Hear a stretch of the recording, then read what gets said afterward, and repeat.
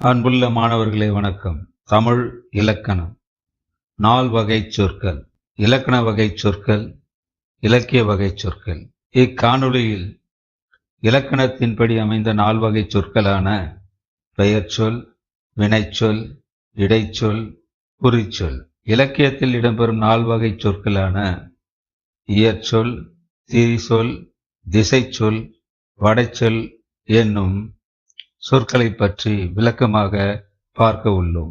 சொல் என்றால் என்ன? ஈ, பூ, மை இவை ஓரெழுத்தாலான சொல்.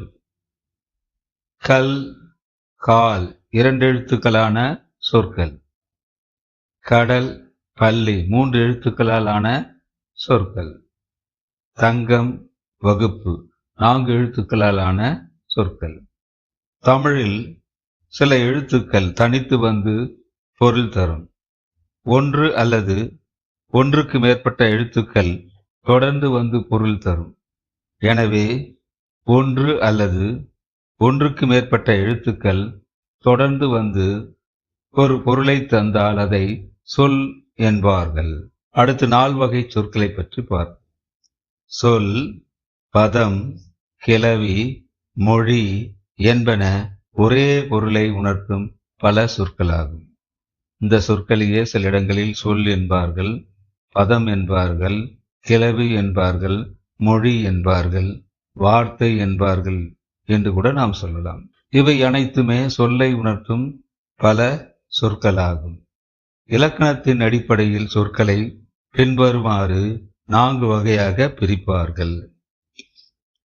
சொற்கள், பெயர்ச்சொற்கள், வினைச்சொற்கள், இடைச்சொற்கள், குறிச்சொற்கள்.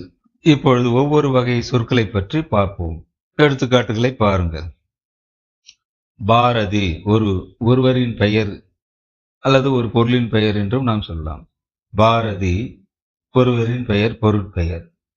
பள்ளி ஒரு இடத்தின் பெயர், இடப்பெயர் என்று சொல்கிறோம்.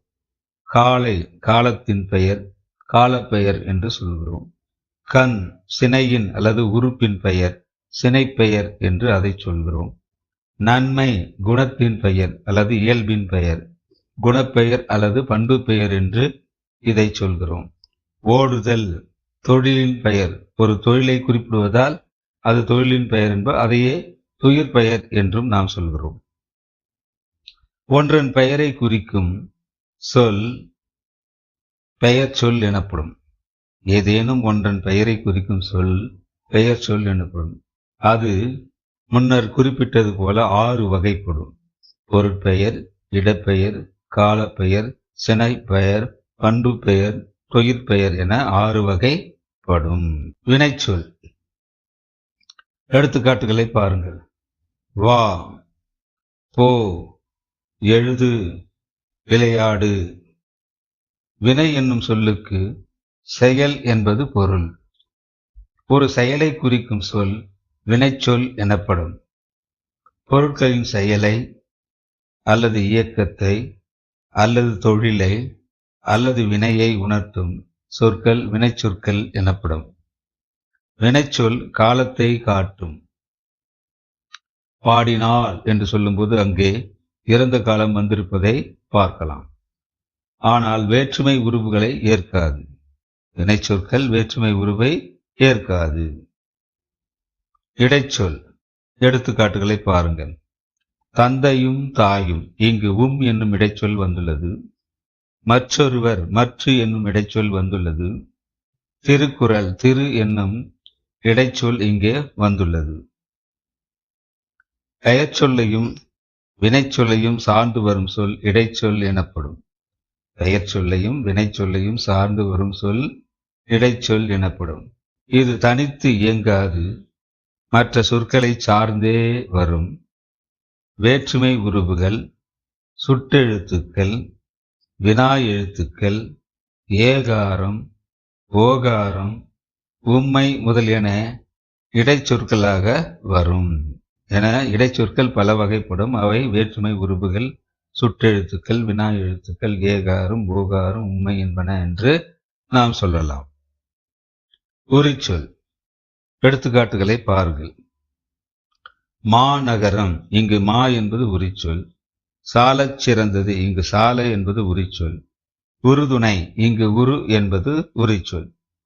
பெயர்ச்சொல் வினைச்சொல் ஆகியவற்றின் தன்மையை மிகுதிப்படுத்த வருவது உரிச்சொல் ஆகும். பெயர்ச்சொல் அல்லது வினைச்சொல் இவற்றின் தன்மையை மிகுதிப்படுத்தி வருவதுதான் இந்த உரிச்சொல். இவை ஒரு குணம் தழுவிய உரிச்சொல், பல குணம் தழுவிய உரிச்சொல் என இரண்டு வகைப்படும். இவையே ஒரு குணம் தழுவிய உரிச்சொல் என்றும் பல குணம் தழுவிய உரிச்சொல் என்றும் இரண்டு வகைப்படும். சால, உரு, தவ, நனி, கூர், கழி என்பன மிகுதி என்னும் ஒரு பொருளை உணர்த்துகின்றன. இந்த சொற்கள் அனைத்துமே மிகுதியான என்னும் பொருளை உணர்த்துகின்றன. எனவே இவற்றை ஒரு குணம் தழுவிய பல உரிச்சொற்கள் என்று கூறுவார்கள். மேலும் கடிநகர், கடிநகர் என்றால் காவல் உடைய நகரம் என்று பொருள். கடிவேல், கூர்மையான வேல் என்று பொருள். கடிது விடுதும், விரைவாக விடுதும் என்று பொருள். கடிமுரசு, ஆர்க்கும் முரசு என்று பொருள். கடிமலர், மனமுள்ள மலர் என்று பொருள். இங்கு கடி என்னும் சொல் காவல், கூர்மை, விரைவு, ஆர்த்தல், மனம் என்னும் பல பொருள்களை தருகின்றன. எனவே கடி என்னும் சொல் பல குணம் தழுவிய ஓர் உரிச்சொல் ஆகும். எனவே கடி என்பது பல பொருள்களை தருவதால் அதை பலகுணம் தழுவிய ஓர் உரிச்சொல் என்று சொல்கிறார்கள். இனி இலக்கியத்தில் பயன்படுத்தப்படும் 4 வகை சொற்களை பற்றி பார்ப்போம். இலக்கியத்திற்கு சொற்கள் பயன்படும் வகையில் அவற்றை 4 வகையாக பிரிப்பார்கள். அவை இயற்சொல், திரிசொல், திசைச்சொல், வடசொல் என்பனவாகும். 1. இயற்சொல் என்றால் என்ன? மான், பொன், இது பெயரை குறிக்கின்ற இயற்சொல். நடந்தான், வந்தான், இது வினையை குறிக்கின்ற இயற்சொல். அவனை, அவனால், இடை இயற்சொல். அதாவது அவனை, அவனால், இங்கு ஐ என்னும் ஆ என்னும் வேற்றுமை உருவுகள் வந்துள்ளன. இதை இடைச்சொற்களில் சேர்ப்பார்கள். இதுவும் இயல்பானது என்பதனால் இடை இயற்சொல் என்று, அதாவது இயல்பான இடைச்சொற்கள் என்று சொல்கிறார்கள். 4. மாநகர், உறுதுணை, இது உரிச்சொல். மா என்பது உரிச்சொல், உரு என்பது உரிச்சொல் என்பதால் இதை உரி இயற்சொல் என்று சொல்கிறார். இவற்றின் பொருள் எளிதில் விளங்குவதை காணலாம். இவ்வாறு எளிதில் பொருள் விளங்கும் வகையில் அமைந்த சொற்களை இயற்சொற்கள் என்பர். இயற்சொற்கள் முன்பு சொன்னது போல பெயர், வினை, இடை, உரி என்னும் 4 வகை சொற்களிலும் உள்ளன. முன்பு குறிப்பிட்டதை போல பெயர் சொற்களிலும் உள்ளது, வினை சொற்களிலும் உள்ளது, இடைச்சொற்களிலும் உள்ளது, உரி சொற்களிலும் இந்த இயற்சொல் உள்ளது. 2. திரிசொல். எடுத்துக்காட்டுகளை பாருங்கள். 1. அழுவம், வங்கம், பெயர் திரிச்சொல், பெயரை குறிக்கின்ற திரிச்சொல். இயம்பினான், 2. இயம்பினான், பயின்றாள், வினையை குறிக்கின்ற திரிச்சொல், வினை திரிச்சொல். அன்ன, மான, இடைச்சொல். அன்ன என்பதும் மான என்பதும் இடைச்சொற்களாகும். இடைச்சொல்லில் வருகின்ற திரிசொல். கூர், கழி, உரி திரிச்சொல், உரி சொற்களில் வருகின்ற திரிசொற்கள். இச்சொற்கள் இலக்கியங்களில் மட்டும் பெரும்பாலும் வரும். இச்சொற்கள் இலக்கியங்களில் வரும் சொற்களாகும். கற்றோருக்கு மட்டுமே விளங்குபவையாகவும் இலக்கியங்களில் மட்டுமே பயின்று வருவனையாகவும் அமையும் சொற்களை திரிசொற்கள் என்பர். அதாவது கற்றவர்கள் மட்டுமே புரிந்து கொள்ளக்கூடிய சொற்கள் என்பர். மேலும் இலக்கியங்களில் மட்டுமே பயன்படுத்தப்படுகின்ற சொற்கள் என்று இவற்றை சொல்வார்கள். திரிசொற்கள் பெயர்ச்சொல், வினைச்சொல், இடைச்சொல், உரிச்சொல் என்னும் 4 வகை சொற்களிலும் வரும். அவற்றை முன்னரே நாம் பார்த்தோம். திரிசொல்லின் வகைகள். திரிசொற்களை ஒரு பொருள் குறித்த பல திரிசொற்கள் எனவும் பல பொருள் குறித்த ஒரு திரிசொல் எனவும் 2 வகையாக கூறுவார்கள். ஒரு பொருள் குறித்த பல திரிசொற்கள் எனவும் பல பொருள் குறித்த ஒரு திரிசொல் எனவும் 2 வகையாக கூறுவார்கள். எடுத்துக்காட்டுகளை பாருங்கள். வங்கம், அம்பி, நாவாய், இவை அனைத்தும் கப்பல் என்னும் ஒரே பொருளை தருவதால் இவற்றை ஒரு பொருள் குறித்த பல திரிசொற்கள் என்பர்.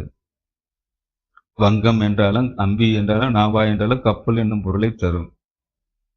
அதனால் இச்சொற்களை ஒரு பொருள் குறித்த பல திரிசொற்கள் என்பர்.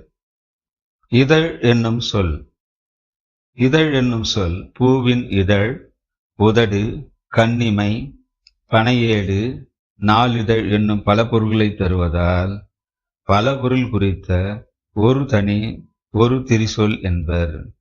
அதாவது இதழ் என்பது பல பொருள்களை தருவதனால பல பொருள் குறித்த ஒரு தனி ஒரு திரிசொல் என்று இதை சொல்வார்கள். அதாவது ஒரே சொல் பல பொருள்களை தருகும் அத்தகைய திரிசொல் என்று சொல்வார்கள். 3. திசைச்சொல். வடமொழி தவிர பிற மொழிகளில் இருந்து வந்து தமிழில் இடம்பெறும் சொற்களை திசை சொற்கள் என்று சொல்வார்கள். வடமொழி தவிர்த்த மற்ற பிறமொழி சொற்களை முற்காலத்தில் பாண்டிய நாட்டை தவிர தமிழ்நாட்டின் பிற பகுதிகளில் வழங்கிய கேணி, பெற்றம், கடுதாசி. கேணி என்றால் கிணறு, பெற்றம் என்றால் பசு, கடுதாசி என்றால் கடிதம் முதலிய சொற்களையும் திசை சொற்கள் என்றே அழைத்தனர். இந்த எடுத்துக்காட்டுகளை பாருங்கள். சாவி என்பது ஜன்னல் என்பதும், பண்டிகை என்பதும், ரயில் என்பதும் திசை சொற்கள் ஆகும். 4. வடசொல். எடுத்துக்காட்டுகளை பாருங்கள். வருடம், கமலம், மாதம், விடம், சக்கரம். வருடம், கமலம், மாதம், விடம், சக்கரம். இச்சொற்கள் தமிழில் இருந்தாலும் இவை தமிழ் சொற்கள் அல்ல. இவை சமஸ்கிருதம் என்று அழைக்கப்படும் வடமொழி சொற்கள் ஆகும். இவ்வாறு வடமொழியிலிருந்து தமிழில் இடம்பெறும் சொற்களை வட சொற்கள் என்று சொல்வார்கள். வடமொழி சொற்களை தற்சமம், தற்பவம் என இருவகையாக பிரிப்பார்கள். வடமொழி சொற்களை தற்சமம், தற்பவம் என இருவகையாக பிரிப்பார்கள். கமலம், அலங்காரம் என வடமொழியில் இருப்பதை போன்றே தமிழிலும் எழுதுவதை தற்சமம் என்று அழைப்பார். கமலம், அலங்காரம் என்பது வடமொழி சொல். அதை அவ்வாறே எழுத்துக்களை மாற்றாமல் கமலம், அலங்காரம் என்று எழுதுவதை தற்சமம் என்று சொல்வார்கள்.